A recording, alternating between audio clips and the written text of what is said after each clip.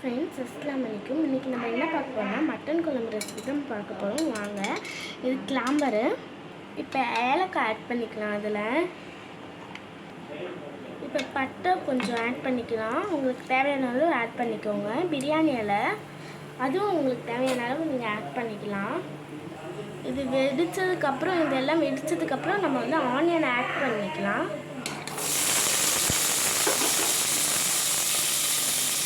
வெங்காயத்தை கொஞ்சம் நல்லா வதக்கிக்கோங்க. அதுதான் நல்லா இருக்கும் குழம்பு.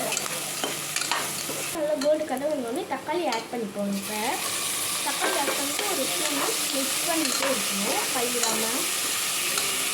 இப்போ நல்லா வதங்கிட்டு பாருங்கள். இந்த மாதிரி நேரத்தில் இஞ்சி பூண்டு வந்து கொஞ்சம் நம்ம ஒரு ஸ்பூன் சேர்த்துக்கலாம். 1 டேபிள் ஸ்பூன் வந்து நல்லா மிக்ஸ் பண்ணிகிட்டே இருக்கணும்.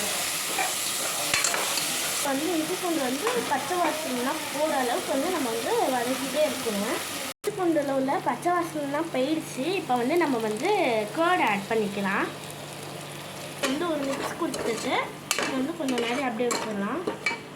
நம்ம வந்து தேவையான மசாலாலாம் ஆட் பண்ணிக்கலாம். Chilli powder 2 tablespoon add பண்ணிக்கலாம். கரம் மசாலா கொஞ்சம் ஆட் பண்ணிக்கலாம். 2 டேபிள் ஸ்பூன். தூள் 2 டேபிள் ஸ்பூன் ஆட் பண்ணிக்கலாம்.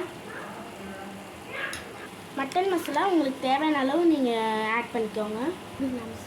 இதில் வந்து மிக்ஸ் பண்ணிக்கலாம். நல்லா மசாலாலாம் வந்து நல்லா மிக்ஸ் ஆகி வரணும். இந்த வெங்காயம் தக்காளி போட்டு வந்து 1 kg மட்டன் இருக்குது. அது எல்லாத்தையும் வந்து ஆட் பண்ணிக்கலாம். வாங்க.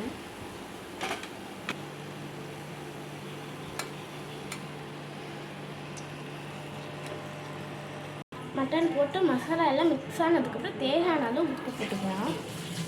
ஒரு தேங்காய் வரிசி இப்போ வச்சுருக்கோம். இதை வந்து இதில் வந்து ஆட் பண்ணிக்கலாம். இப்போ வந்து தேவையான அளவு தண்ணி ஊற்றுனதுக்கப்புறம் நம்ம வந்து குக்கரை மூடிக்கலாம்.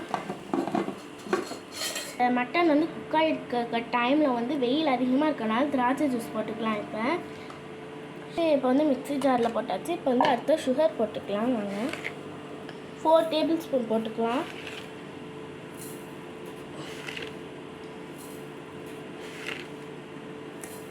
இதுக்கு வந்து நிறைய பால் சேர்க்கலாம். கொஞ்சமாக பால் சேர்த்துக்கலாம். இப்போ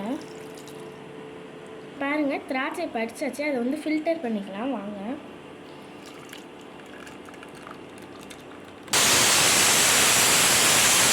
குக்கர்லேயும் வந்து 2 விசில் வந்துச்சு. திராட்சை ஜூஸும் ரெடி ஆயிடுச்சு.